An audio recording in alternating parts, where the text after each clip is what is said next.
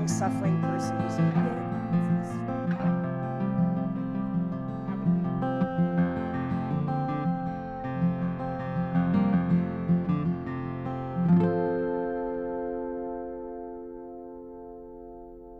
Hi, everybody.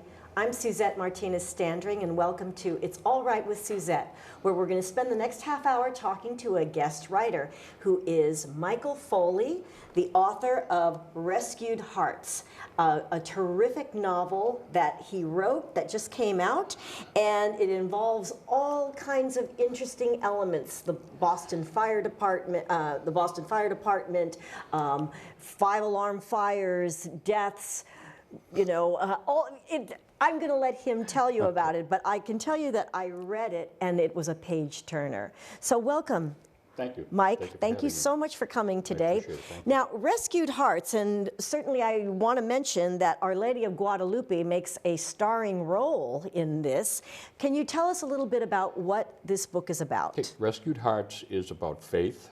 It's about lost faith and renewal of faith. It's a story about a Boston firefighter named Matt Toomey, who after 33 years is retiring from the fire department, and he understands that his life is filled with bitterness and cynicism. His life experiences, both personal and professional, have not only driven a wedge between him and the church, but also put him on a path where he's just, he pushes God away as well, pushes him out of his life. And he feels vindicated in his analysis of his life and the way things have gone. But then his sister, a Catholic nun, is the victim of a violent crime, and he's even more vindicated now. He says, what kind of a God would do one of these things to one of his nuns? And what he doesn't understand is that all along God is working toward his renewal.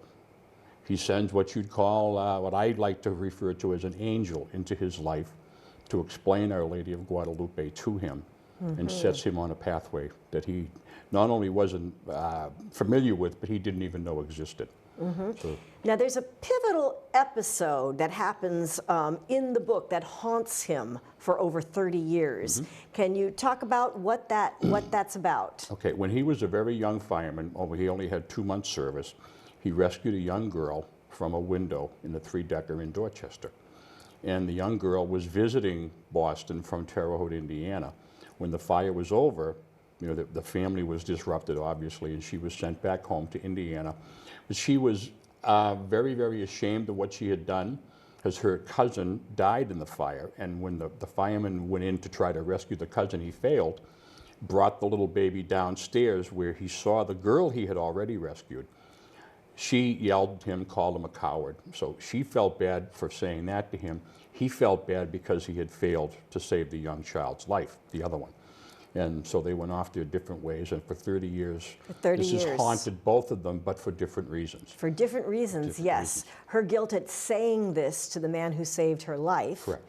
And his just guilt that he wasn't able to save the baby. Correct. That's right. And so that's the underlying thread as more things happen throughout the book.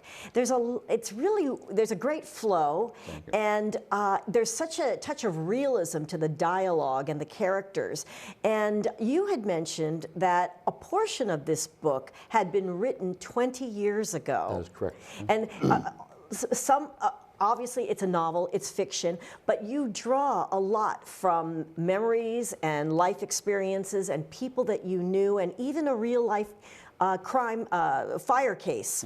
So, first of all, tell us a little bit about the 20 years ago where you had written a portion of this book.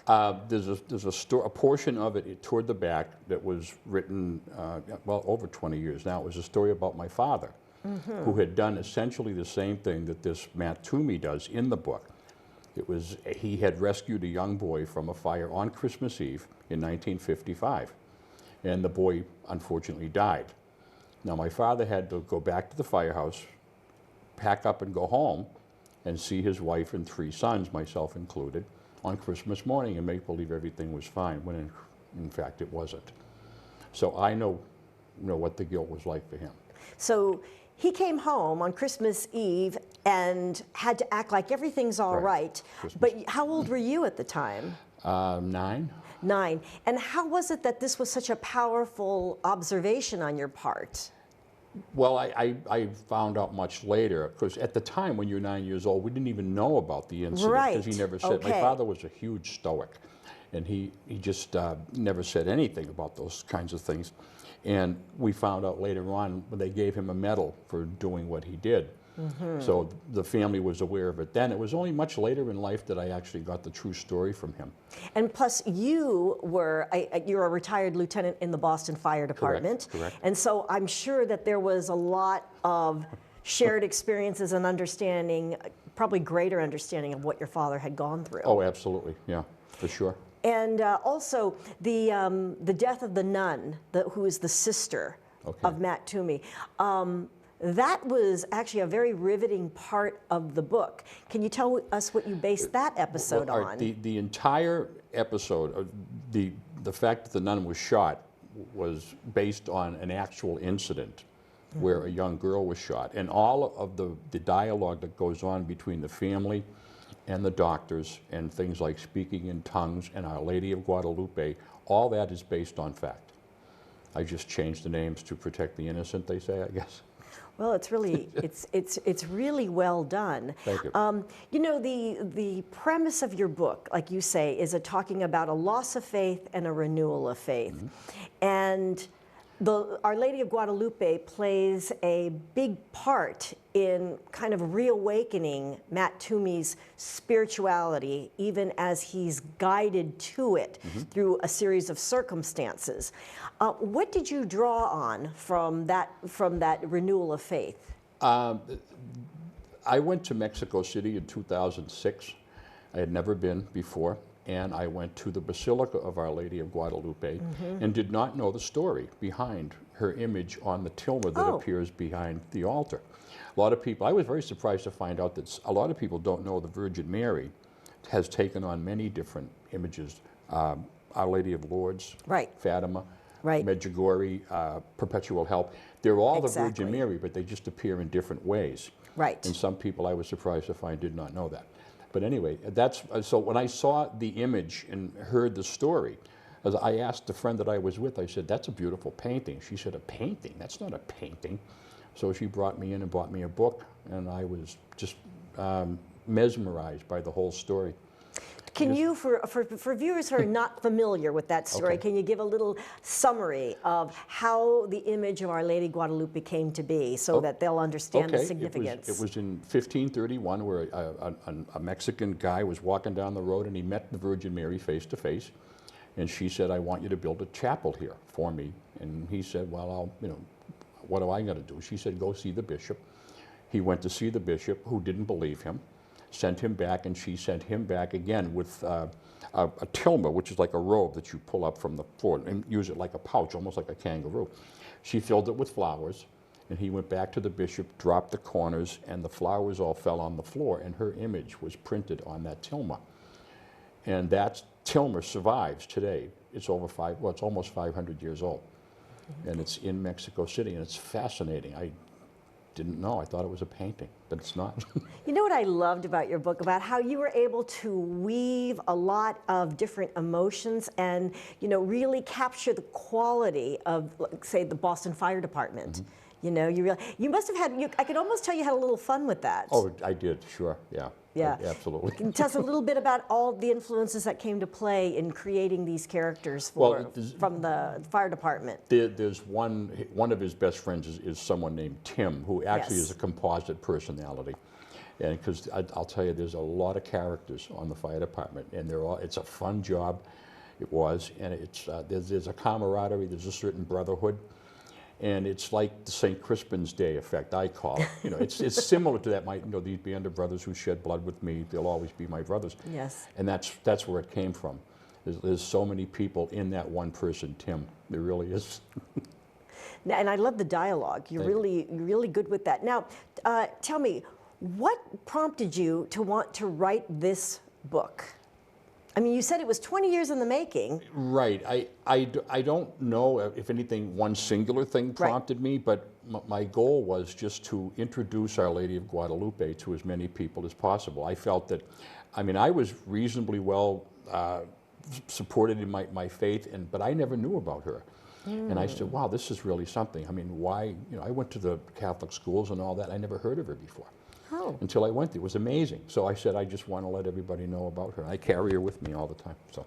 Oh, that's terrific. Yeah. That really is terrific.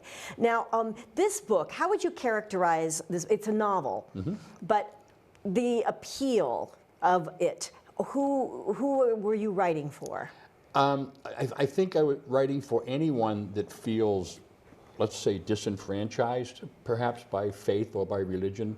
The Catholic Church has taken some hits recently with the priest issues and that sort of thing. But I think people are confusing religion with faith. At least that's my opinion. And I think that there's a certain group of someone, it's not a conspiracy theory, but I think some people have pushed God off the altar. He's now in the back pew somewhere, and if they have their way, he'll be out on the street, and the church will collapse. And I'd like to see that stopped. I really would. Well, I think that this book is a very powerful story. Thank you. About how circumstances in life, seemingly random, all come together for a reason. And I think you've done a really good job of weaving that tale.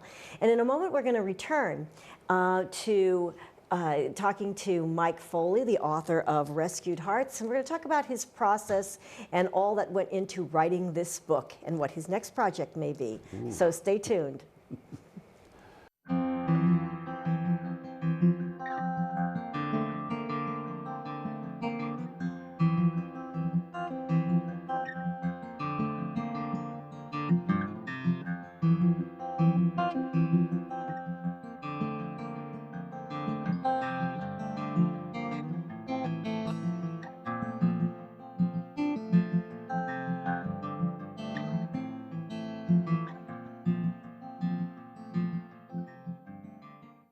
Hi everybody, welcome back to It's All Right with Suzette, where we're talking to author Michael Foley of Rescued Hearts. I want to welcome you back with us today. And the writing of your novel, tell me something. Everybody's different in their writing process. Some people like to write early in the morning, some like to do it late at night. What is your process? Do you get up early in the morning, and how long do you write for? Oh no, I'm the other way. You're a hootie owl. Oh, absolutely. Oh yeah, I'll write all night long when it's dark and when it's quiet. Yeah, that's what I like the best. And what aspect of writing do you most enjoy? Doing the dialogue, the character development? I like the dialogue. I do. Yeah, you're very good at it. I thank you. I try to make it sound as though I would be saying it myself. And I mentioned that I picture actors and actresses in my mind, and I have them talk to one another, and I find that it's easier to do it that way. Your book does have a very cinematic quality about it, in that when I'm reading it, I can really feel their personalities and see what's happening in front of me. Is that something that comes naturally to you, or have you attended writing workshops to kind of help you along your way? I've never gone to a workshop. I just do it. I don't know where it comes from or why, but it's just there. And I feel very blessed to have it, if that's what it is. And what about creating the actual storyline? Because I know that you've drawn from a lot of true life episodes, but a writer still has to string together all those gems to create the necklace of the story. How long did it take you? I mean, what was the process for actually creating what happens next? Well, I didn't have a format so much. They just sort of fell into place. A lot of the things in there were written many years ago. Yes. Like I mentioned, the one story about my father was written 20-some years ago, and there's a couple of others. There's a trip to Mexico City. I wrote that as a separate story in 2007. And I was just able to piece them all together. There's one at the end. I'll tell you a funny story. At the end of the book, there's a character in there, and the lady who the character is based on had got a hold of me by email, and I sent her the promo, I guess you'd call it. And she sent a copy of the book to her father in Kentucky. And her father called her and said, "How does this guy know you?"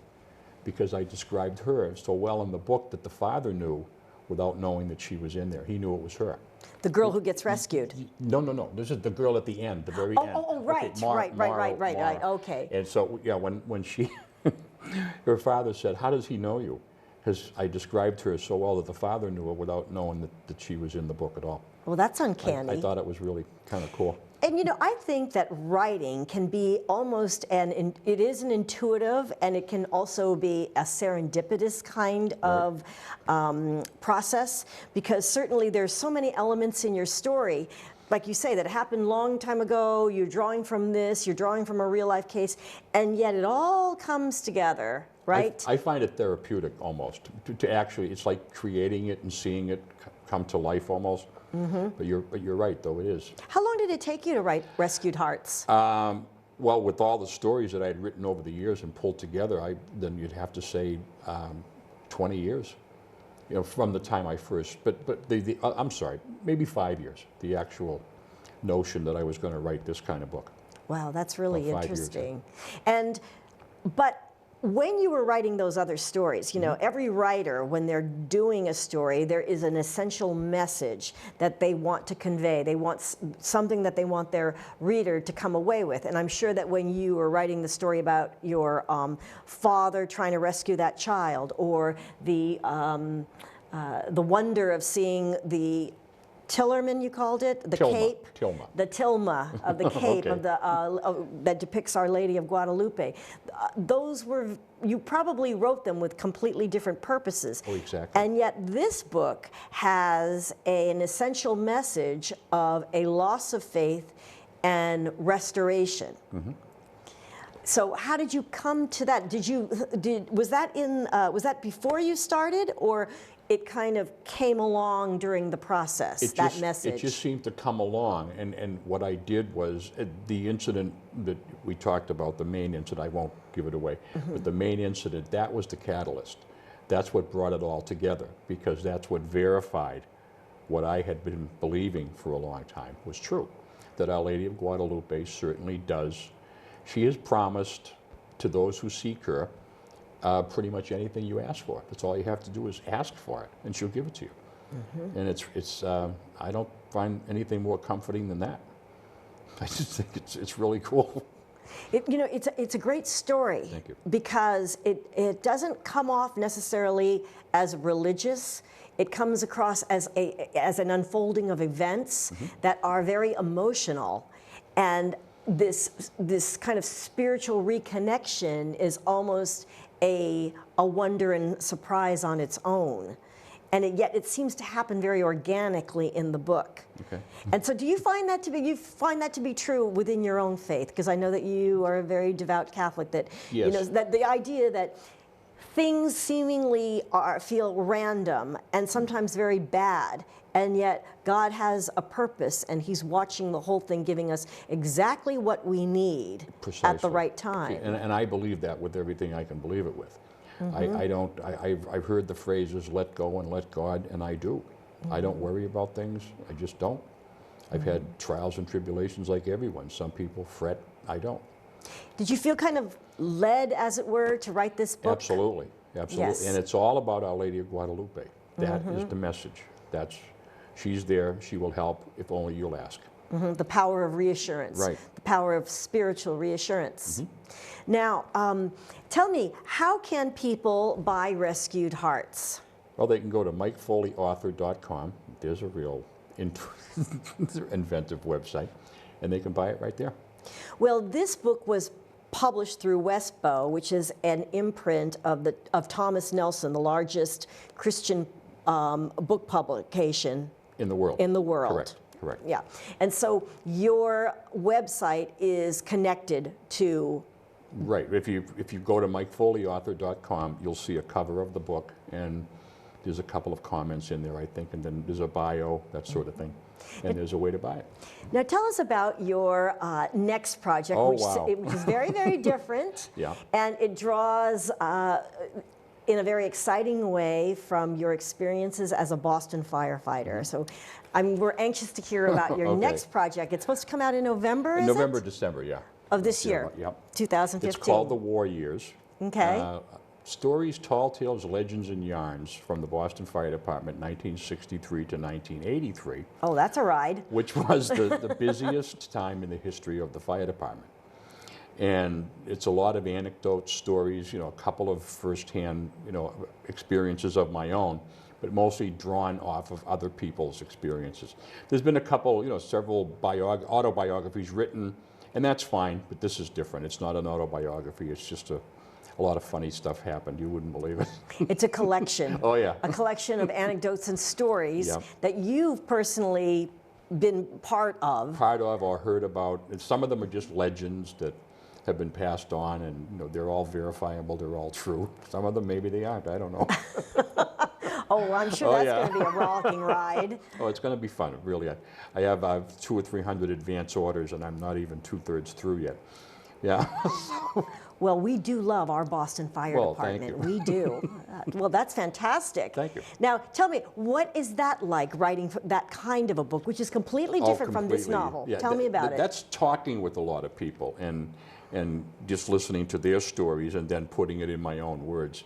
I'll give you one real fast. A guy, Yeah, please. Guy was in his kitchen one afternoon on his way to work that night, and his daughter came in and showed him a giant frog.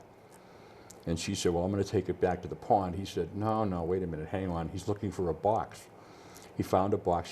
He said, put it in the box. I'll take care of it for you. Oh, thanks, Dad. So off he went to the firehouse, and he put the frog in the box in the captain's locker. And the captain, later on, he come down to the kitchen. They were very, very busy that night. Had 20, 25 runs, whatever it was, a couple of fires. And the captain was down in the kitchen. He said, did you guys hear a frog? And no, we don't hear any frogs. What are you talking about? Well, he told the story. He said, I look out the window, I know I hear a frog. And then 5:35 in the morning, 5:45, he heard the frog again. He had just come back from another fire and he was really tired. And he heard the frog and he went over and found the frog in his locker. So that's, you know, those kinds of things that have just been going on. Practical jokes, they're hilarious. They really I are. bet Boston Fire Department people are real storytellers. Oh, big time. Oh, yeah. I bet your biggest challenge is probably what to cut from your book. Yes. You're right. You're absolutely right. Yeah, some of it, it's just amazing. It really is. Where did you get the idea to do that book? I don't know. It just, there's one, Leo Stapleton, the former fire commissioner, wrote a book in 1987 maybe. But it was an autobiography, but there was a lot of funny stuff in there, and I read it recently again. I said, gee, I should do something like this. But it's not about me, it's about other people. That's the difference. And the process in writing this particular book, late at night, same thing? Oh, yeah. Oh, yeah. Although it must go a little quicker because you're just simply recounting someone else's story. Correct. So it is quicker. Yeah. Well, it sounds like you're having a really fun time with it. I'm having a blast. I love it. Now, for people who aspire to be writers, what kind of advice would you give to them? And I know it's all very unique to the writer's personality, but from your vantage point? Number one, trust your editor. That's it. I mean, because you can write and write. Matter of fact, I've been involved with a friend of mine who's writing a book, and he goes back and rewrites and rewrites and he's been doing it for 2 years. Ooh. And he has an editor, and I try to tell him, trust the editor. So that's what I would do. But just write. Just keep going. Just keep doing it. Mm-hmm. And show it to someone, but not to too many people, because you don't want too many opinions, because especially if you're the type that can be discouraged. So I think that's very good advice. I think so. Because I've often heard, don't show it to everyone, show it to only people that you really trust. Mm-hmm. Correct. Mm-hmm. And like I said, trust your editor. Trust your editor. Oh, yeah, absolutely. What do you know, on the subject of discouragement, how do you overcome that? Because, you know, writing is often a lonely pursuit in some ways, and your computer can be completely surrounded by the hobgoblins of constant criticism. How do you overcome that, Mike? Well, I'll go back to God again. Let go, let God. That's the way I live my life. I don't worry about the criticism. I really don't. I know it sounds basic and simple, but it's the way I feel. Actually, I do share that. I share that because I feel that God does give each of us a talent that we use to a purpose.